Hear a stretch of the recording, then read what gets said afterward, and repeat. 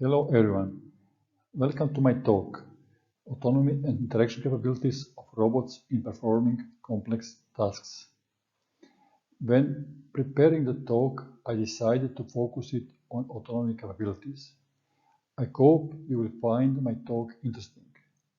First of all, I wish to thank conference organizers for inviting me. I am Ivan Petrović, professor at the University of Zagreb, Faculty of Electrical Engineering and Computing, where I am Director of Laboratory for Autonomous Systems Mobile Robotics, or LAMOR in short. LAMOR currently consists of about 20 people, and more details about us you can find on this website. The LAMOR research concept, in short, is best described in two words: autonomy and mobility. We mainly focus on autonomous navigation of mobile robots and vehicles in complex environments with a wide range of applications as seen in the slide. To achieve reliable autonomous navigation, we focus our research on developing algorithms and methods for robust environment perception and interpretation, localization mapping, and motion planning control. And in this talk, I will present our recent research findings in these three research areas. Of course, we also do research on human-robot interaction and on mobile manipulation. Robust environment perception and interpretation is a key component for reliable autonomous operation of a robot. Robust environment perception can't be achieved with any single sensor in environments with changing conditions. Instead, one has to use multiple heterogeneous sensors and fuse their information. I will present our two methods of heterogeneous sensor system fusion. Our first method is spatio-temporal calibration method based on moving target tracking. Our motivation to develop this method was to enable both extrinsic and temporal calibration of heterogeneous exteroceptive multisensory systems, and to lay the foundation for online targetless calibration. The only requirement for our method is that all sensors share a common field of view and that they all can track the same target. The method consists of two consecutive steps.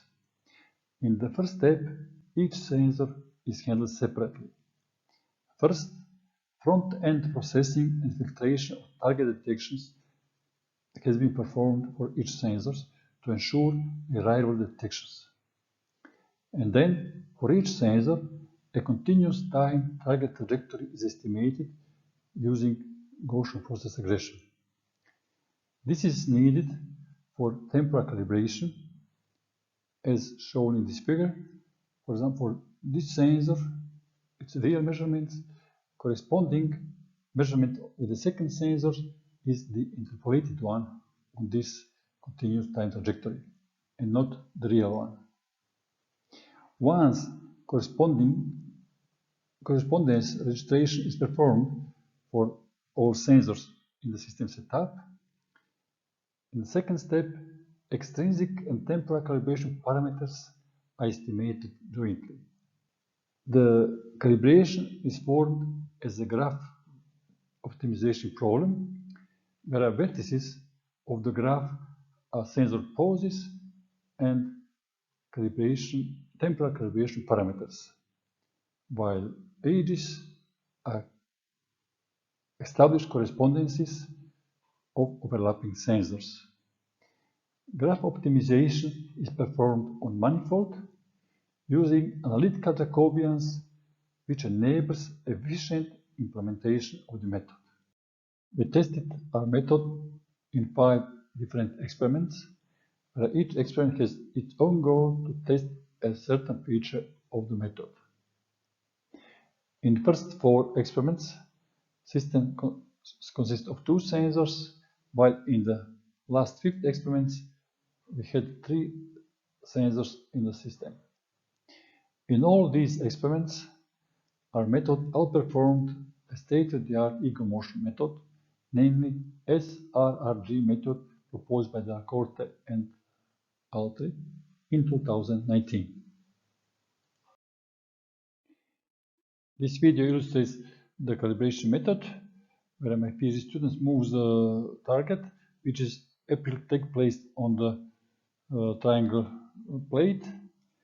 We see that our method, yellow one, has much lower projection error than the method of comparison. The method is published recently in IEEE Transaction Robotics, and open source is available on our Bitbucket. Now I will present our online calibration method based on moving object tracking.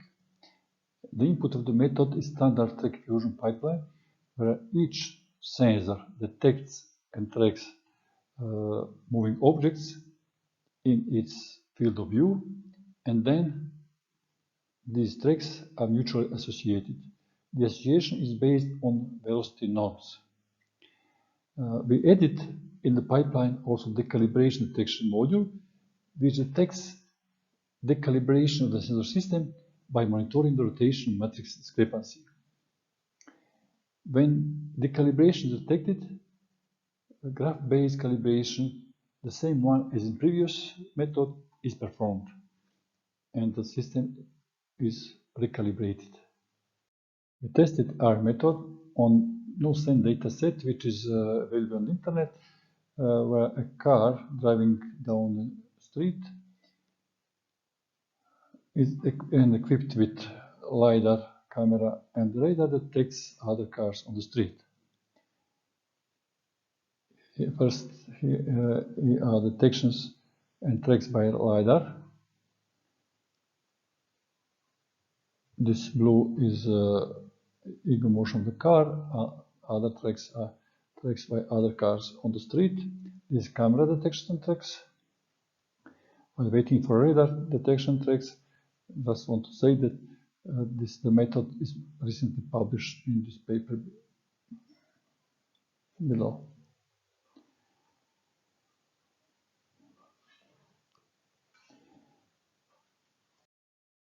Here we present results of our method on no-sense dataset.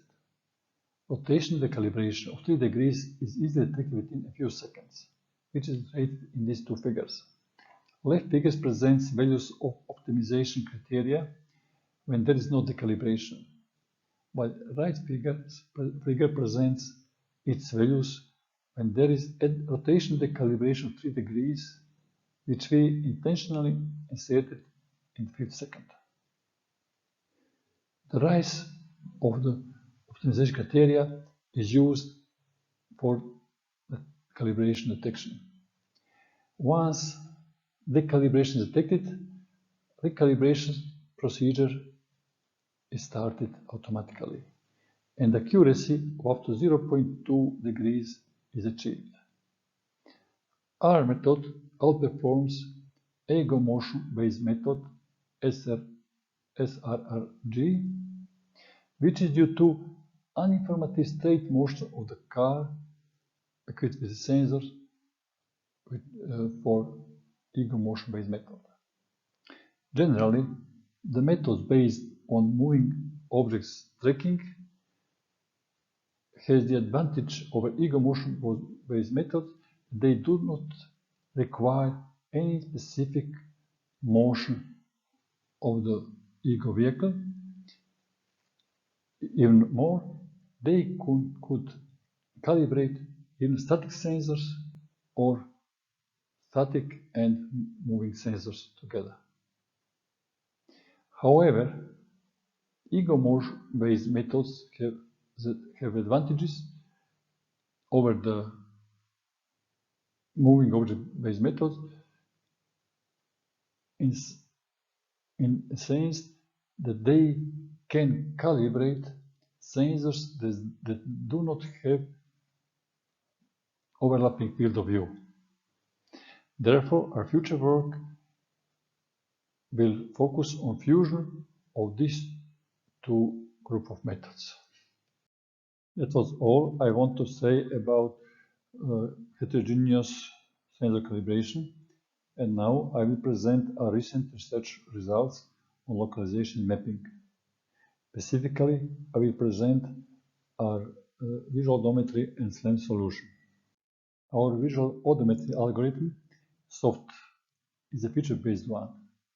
It has been ranked first among all pure visual odometry algorithms on the Kitty dataset for almost 4 years now.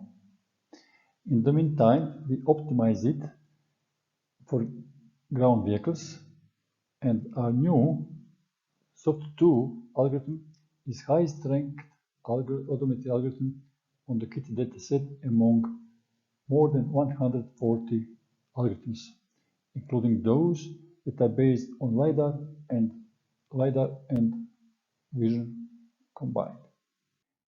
Besides achieving high accuracy of the SLAM system, it is important that the algorithm spends nearly constant time for the execution of each iteration. For these purposes, we organize our algorithm in two threads, the odometry thread and the mapping thread. The odometry thread operates so that a set of carefully selected features F is extracted from the new acquired images, and then post-estimation procedure is performed to obtain relative transformation in rotation and translation, which is then integrated to obtain the transformation from odometry to base. The mapping thread operates so that the key frame management procedure takes the frame with the contained features from the frame Q and updates the graph G, which is then optimized to produce transformation from map to odometry. Finally, these two transformations, TMO and TOB, are combined via exponential filtering, resulting in a final robot pose, TMB.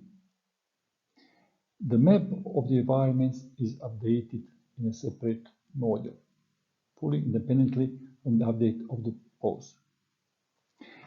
The execution time of our algorithm is almost constant during the time.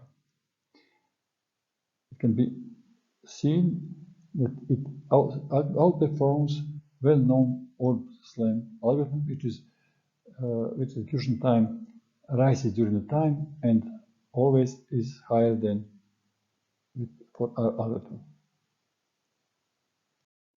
We have thoroughly tested our soft SLAM algorithm, and here we present just 3 illustrative examples. First video presents soft SLAM algorithm operation in the faculty library, where there is no light or almost no light. Humans were walking to the library and wearing stereo camera in his hand, and although the light condition are very poor, algorithm reliably and accurately localized the human in warehouse and built accurately the map of the environment.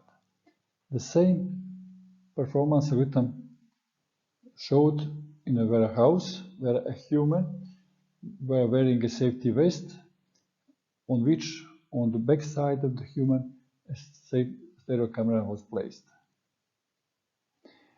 And the third video illustrates the operation of our soft SLAM algorithm on European Robotic Challenge competition, where 33 teams across Europe competed, and our SLAM solution was the best one. Now I present just update of SOFT2 algorithms, which is optimized for ground vehicles. It relies on the epipolar geometry and constraints imposed by the platform kinematics. Instead of point-to-point distance minimization, as performed in original soft SLAM minimize point-to-epipolar line distance, which is possible due to always present translational component when vehicle moves. As a consequence, there is no singularity in essential matrix computation. Furthermore, during forward motion of the principal component and epipole approximately coincide, which is illustrated in the figure, where principal component red is almost coincides with the epipole of the current frame, green, and the previous frame, blue. This enables that orientation and translation direction can be estimated using only a single camera, and thus avoiding calibration errors and errors due to deformation of stereo rig during operation.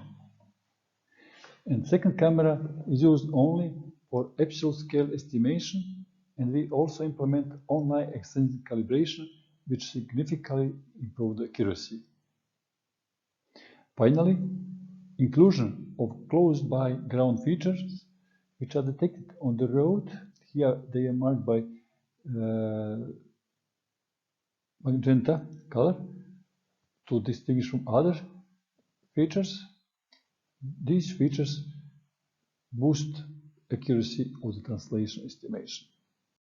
Here we illustrate SOF2 algorithm with two videos.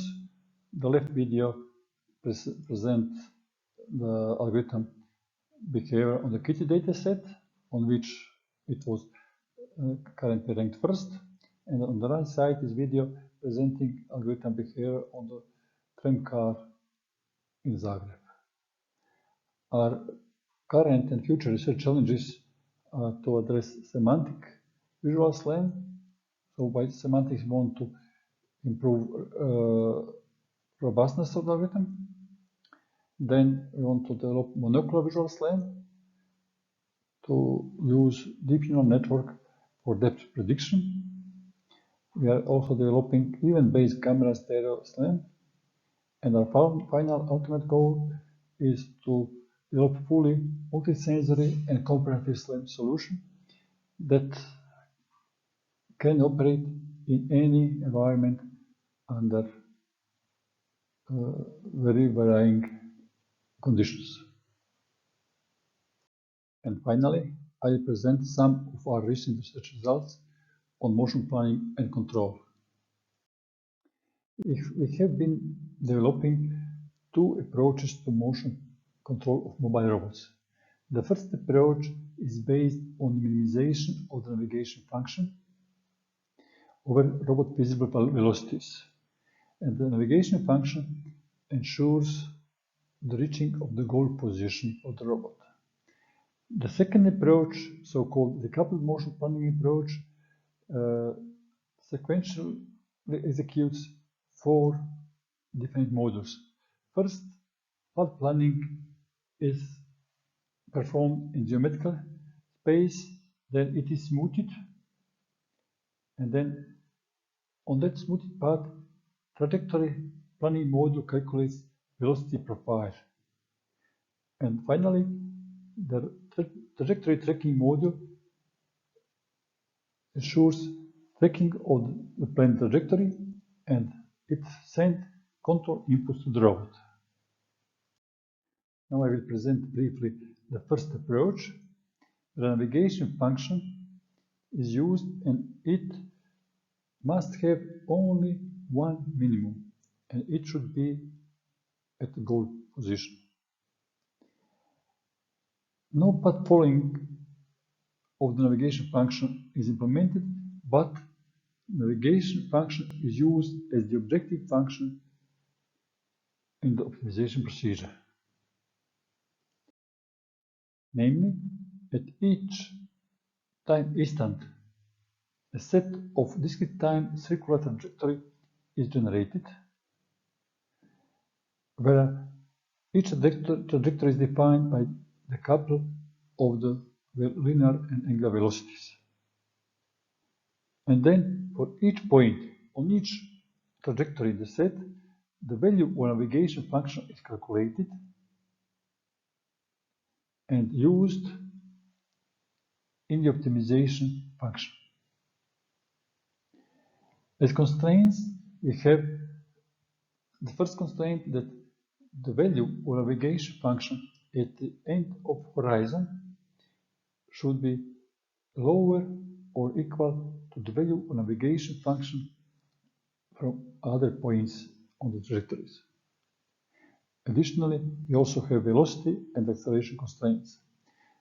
After optimizing this objective function j, the optimal trajectory from this set is found.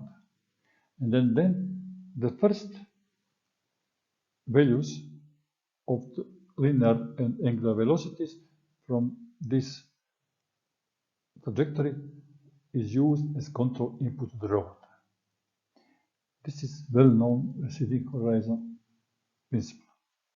Real robots usually do not have circular shape, and therefore discretize the footprint of the robot and calculate orientation intervals and include them in the navigation function.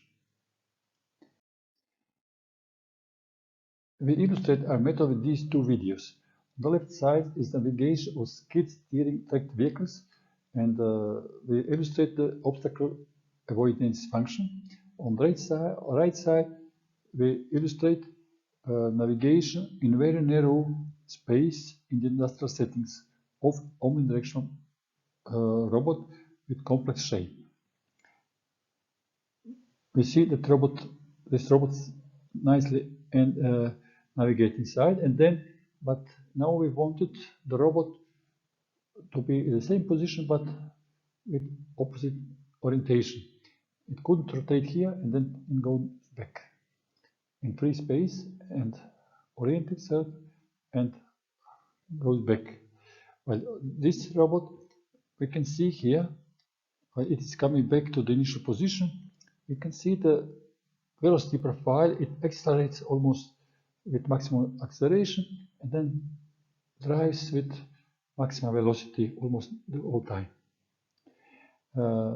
We can see the execution time of the method is not reaching 30 milliseconds. I will now briefly present our decoupled motion planning approach. For each module in the pipeline of the method, we have our own solution, but here I will only mention the flotoids because of their nice properties, that their curvature is linearly changing, which is very convenient for mobile robots following, enabling time optimal motion of a robot along the smoothed path. That is very important for many applications, such as, for example, complete coverage applications or applications where a team of robots has to transport some load together. At the end, I would like to mention some research challenges in motion planning, such as motion planning in high-dimensional spaces, where new approaches are needed. For example, for real-time motion planning of mobile manipulators, or teams of mobile manipulators, humanoid robots, and so on. In such complex systems, also manipulability optimization is very important in order to avoid singularities of some joints, and so to avoid reduction of degrees of freedom. In human-robot collaborative scenarios, human-aware motion planning is of great importance to ensure safety and comfort of the humans. As part of such algorithms, also human intention recognition and motion prediction algorithms has to be developed. At the end, I would like to thank you for your attention And once again, I would like to thank my team, because this work has been done by my team at the Lamor Lab. And also, once again, I would like to thank organizers for inviting me to give this talk. Thank you very much.